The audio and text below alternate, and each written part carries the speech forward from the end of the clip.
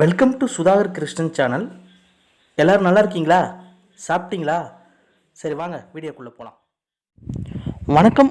மாடி தோட்டத்திலேயே அன்னாச்சி பழத்தை எப்படி வளர்க்கலாம், ஆரம்பத்திலிருந்து அறுவடை வரை விரிவாக இந்த வீடியோவில் பார்ப்போம். ஹாய் யூவர்ஸ், வணக்கங்க. இன்றைக்கி நம்ம ஒரு இன்ட்ரெஸ்டிங்கான வீடியோ தாங்க பார்க்க போகிறோம். உங்களுக்கே தெரிஞ்சிருக்கும், அன்னாச்சி பழங்க. இப்போ இந்த அன்னாச்சி பழத்தை நம்ம மாடி தோட்டத்தில் எப்படி ஒரு சக்ஸஸ்ஃபுல்லாக வளர்க்கலாம் அப்படின்றத பற்றி தான் இந்த வீடியோ. அதனால் இந்த வீடியோவை ஸ்கிப் பண்ணாமல் ஃபுல்லாக பாருங்கள். நமது சேனலுடைய சப்ஸ்கிரைபர் கலைச்செல்வி அப்படின்னு ஒருத்தவங்க, நான் லைவ் போடும்போதெல்லாம் அன்னாச்சி பழத்தை பற்றி வீடியோ போடுங்கன்னு சொல்லிட்டு கேட்டுக்கினாங்க. கலைச்செல்விக்கும் வியூவர்ஸ் ஐயா உங்களுக்கும் இந்த வீடியோவை நான் சமர்ப்பிக்கிறதுல ரொம்ப பெருமை அடைகிறேன்.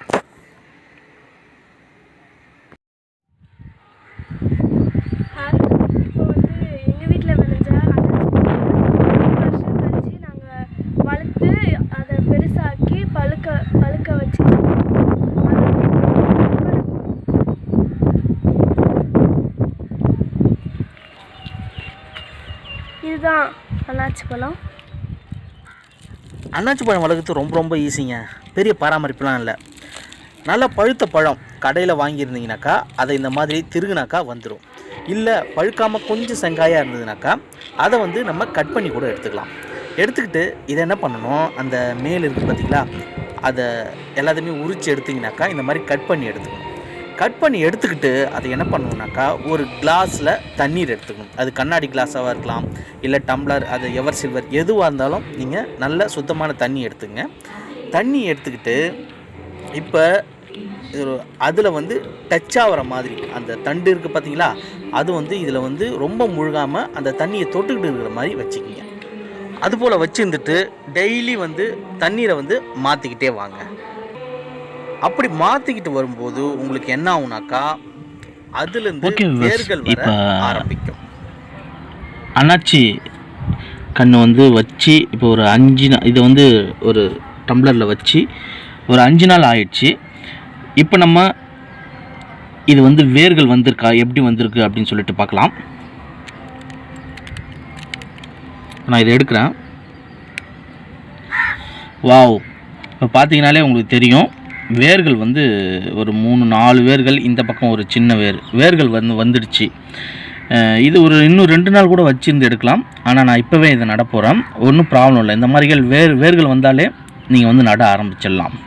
அதுக்கு முன்னாடி நம்ம நடுறதுக்கு முன்னாடி மண்கலவை ரெடி பண்ணி வச்சுக்கணும். இதில் முக்கியமான விஷயம் என்னென்னு பார்த்தீங்கன்னா, டம்ளரில் ஒரு கிளாஸில் வைக்கும்போது தண்ணீரை டெய்லி மாற்றணும். அப்போ தான் வேர்கள் வரும். இல்லைனா உங்களுக்கு வராது. அதை மட்டும் கவனமாக பார்த்துங்க. இப்போ இதுக்கு மண்கலவை அப்படின்னு சொல்லிட்டு எடுத்துக்கினா, நான் மண்கலவையை ரெடி பண்ணிக்கிட்டேன். இப்போ இது நான் 1 அடிக்கு 1 அடி க்ரோ பேக்கில் வைக்கிறேன். ஆனால் நீங்கள் அதில் வைக்காதீங்க, 1.5 அடியாவது அகலம் இருக்கிற மாதிரி வைங்க. அப்போ தான் உரங்கள் நம்ம கொடுக்க முடியும். அதேமாரி சைடு கிளைகள் நிறையா வரும். முடிஞ்ச அளவுக்கு 1 அடி இல்லை 2 அடி அந்த மாதிரி இருக்கிற மாதிரி பார்த்துங்க. ஆனால் ஆழம் 1 அடி இருந்தால் போதும். இது ரொம்ப வேர்லாம் வராது. இதுக்கு மண்கலவை அப்படின்னு சொல்லிட்டு பார்த்தீங்கன்னாக்கா, அன்னாச்சிக்கு மண்கலவை செம்மண்ணில் நல்லா வளரும். செம்மண் கிடைக்கல அப்படின்ற பட்சத்தில் தோட்டத்து மண் கூட நீங்கள் எடுத்துக்கலாம். செம்மண்ணும் அடுத்தது களிமண், நல்ல வடிகால் வசதியோட களிமண். வடிகால் வசதி அப்படின்னு என்னென்னு பார்த்தீங்கன்னாக்கா, உங்களுக்கு தண்ணி தேங்கக்கூடாது. இதுக்கு இப்போ மாடித்தோட்டத்தில் வளர்க்குறதுக்கு நான் மண்கலவை சொல்லிடுறேன். 2 பங்கு செம்மண் அல்லது களிமண் எடுத்துக்கங்க, 1 பங்கு மணல் எடுத்துங்க. மணல் இருந்தால் எடுத்துக்கலாம், இல்லைனா கூட தேவையில்லை, ஒன்றும் பிரச்சனை இல்லை. ஒரு 1/2 மடங்கு கூட எடுத்துக்கிட்டால் போதும். இல்லை தேங்காய் நார் இருந்தால் கூட எடுத்துக்கலாம். ஏன்னா இது களிமண்ணில் தான் நல்லா வளரும். அதே மாதிரி 1 கைப்பிடி வேப்ப முன்னாக்கு, சூடாமோனாஸ் ட்ரைக்கோடர்மா அசோஸ்போரில்லம் பாஸ்போபாக்டீரியா, இது எல்லாமே ஒரு ஸ்பூன் ஒரு பேக்குக்கு எடுத்துக்கங்க. தொழு உரம் அல்லது மண்புழு உரம் எது கிடைக்குதோ அதை 1 மடங்கு எடுத்துங்க. அது எல்லாத்தையுமே நம்ம மிக்ஸ் பண்ணிவிட்டு ஒரு 7 நாள் கழித்து நம்ம இதை நட ஆரம்பிக்கலாம். இப்போ இது எப்படி நடுறதுன்னு சொல்லிட்டு பார்க்கலாம். நல்லா சென்டராக பார்த்து பள்ளம் பறிச்சிங்க.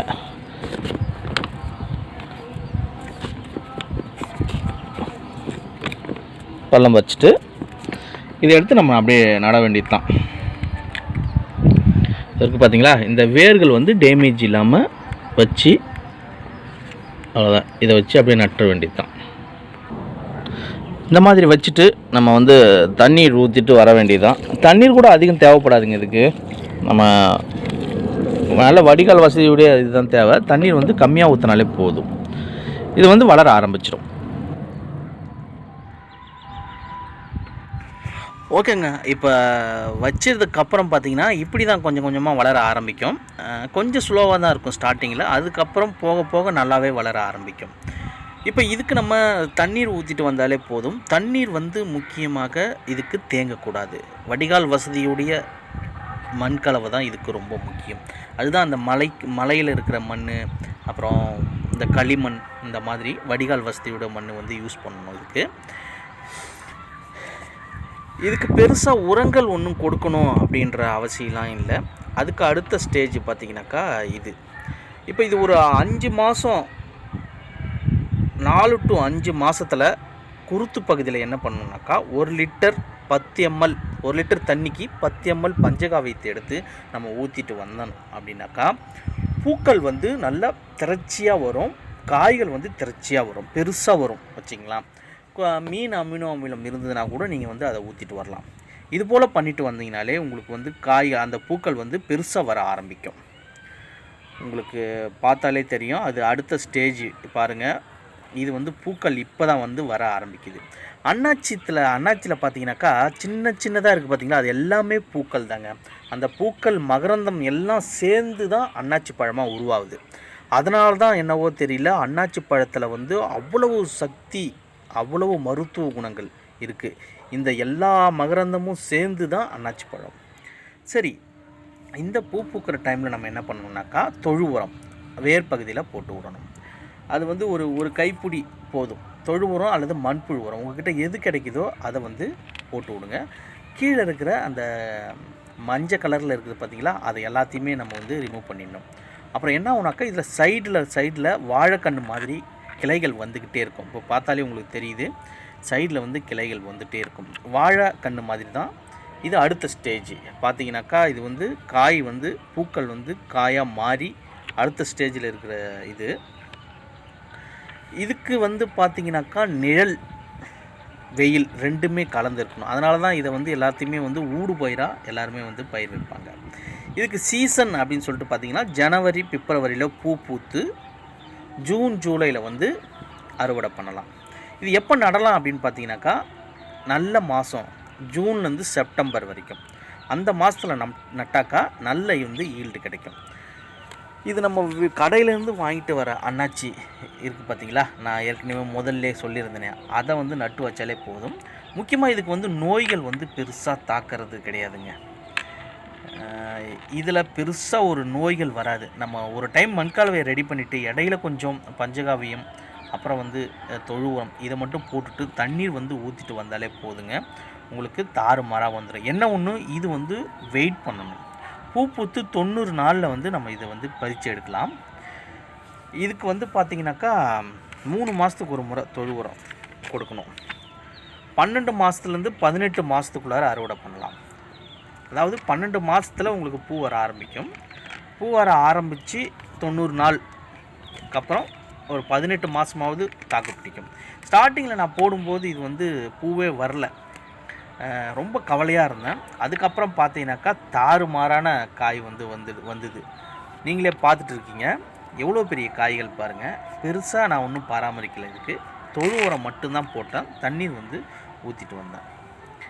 நோய்கள் வந்து இதில் பெருசாக வந்து தாக்காது. என்ன ஆகுனாக்கா அந்த காகம், அணில் இதெல்லாம் வந்து அதை வந்து தாக்கும். அப்போ என்ன பண்ணுவாங்கனாக்கா விவசாயிகள் வந்து வாழைப்பட்டையால் இதை வந்து கட்டி விட்டுடுவாங்க.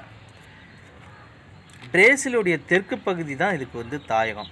அன்னாச்சி அப்படின்ற பேர் வந்து போர்ச்சுகீசிய மொழியிலேருந்து பெறப்பட்டது அப்படின்னு சொல்லிட்டு சொல்கிறாங்க. இப்போ பார்த்தீங்கன்னாக்கா இதில் பிஞ்சு வந்து சிவப்பு நிறமாக இருக்கும், முத்திய காய் வந்து பார்த்திங்கன்னா பச்சை நிறமாக இருக்கும். பழுக்கும்போது வெளிர் மஞ்சள் நிறம் பார்த்திங்கன்னா அது தெரியுது, அடியிலேருந்து வருது பாருங்கள். அந்த வெளிர் மஞ்சள் நிறமாக கொஞ்சம் கொஞ்சமாக மாற ஆரம்பிக்கும். இதை நம்ம தோட்டத்தில் என்ன பண்ணுவாங்கனாக்கா இந்த மாதிரி வெளிர் நிறமாக மாறும்போதே அறுத்து எடுத்துகிட்டு வந்து சந்தைக்கு எடுத்துகிட்டு வந்துடுவாங்க. ஆனால் நம்ம தோட்டத்திலேயே பழுக்க விட்டு அதை சாப்பிட்டோன்னு வச்சிங்களா, அதோடைய டேஸ்ட்டே தனிங்க. ஏன்னா அந்த அளவுக்கு வந்து டேஸ்ட்டாக இருக்கும் இது. இது வந்து வாழை மரம் மாதிரி தொடர்ந்து வந்துக்கிட்டே இருக்குங்க. கீழ்கன்று வருது பார்த்தீங்களா, அந்த மாதிரி. இதில் இருக்கிற சைடில் இருக்கிற பக்க கிளைகள் வருது பார்த்தீங்களா, அதை கூட நம்ம எடுத்து வச்சு நடலாம். ஒரு கன்று நட்டாலே போதுங்க. தொடர்ந்து இது வந்து நமக்கு பழங்கள் வந்து கொடுத்துக்கிட்டே இருக்கும். அதில் இருக்கிற கீழ்கன்றுகள் வந்து தொடர்ந்து நமக்கு பழங்கள் வந்து கொடுத்துக்கிட்டே இருக்கும். இப்போ வந்து எங்கள் வீட்டில் விளைஞ்ச வருஷம் கழிச்சு நாங்கள் வளர்த்து அதை பெருசாக்கி பழுக்க வச்சு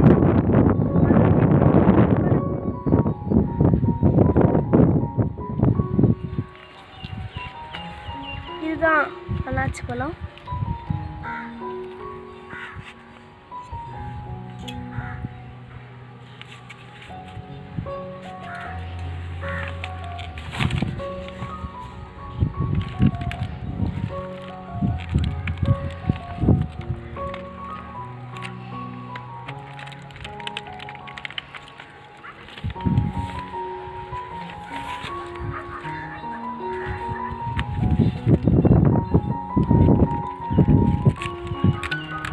பார்த்து கட் பண்ணுங்க.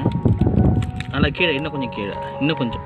ஓகே ஓகே ஓகே, கட் பண்ணுங்க. லைட்டாக பார்த்து.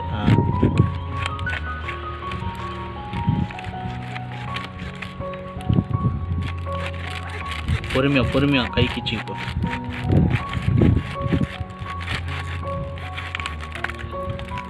பொறுமையாக. ஓகே, பார்த்து எடுங்க.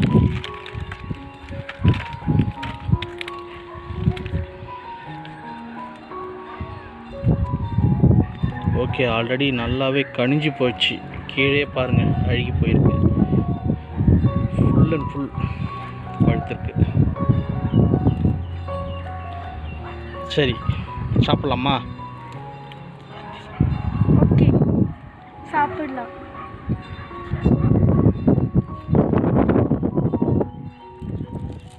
ஓகே, பழத்தை கட் பண்ணிட்டு வந்தாச்சு. இப்போ இதை கட் பண்ணி சாப்பிட்றது தான் அடுத்தது.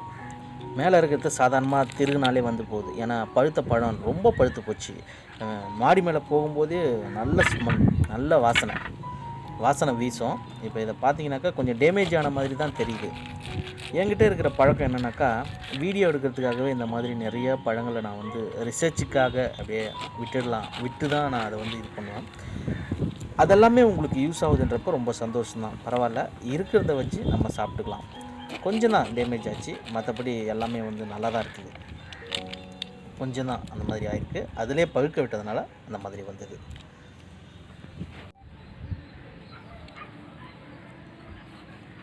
இப்போ இதை அறுத்தாச்சு. நம்ம இப்போ சாப்பிட்டு பார்த்து டேஸ்ட் எப்படி இருக்குன்னு நாங்கள் சொல்ல போகிறோம்.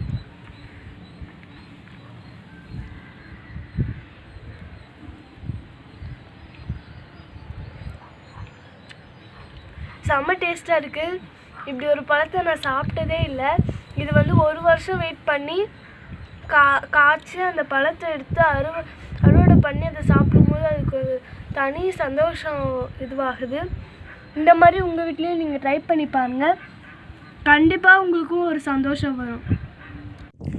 ஓகே, இந்த வீடியோ பிடிச்சிருந்தா கண்டிப்பாக லைக் பண்ணுங்கள், ஷேர் பண்ணுங்கள், சப்ஸ்கிரைப் பண்ணுங்கள். நன்றி, வணக்கம்.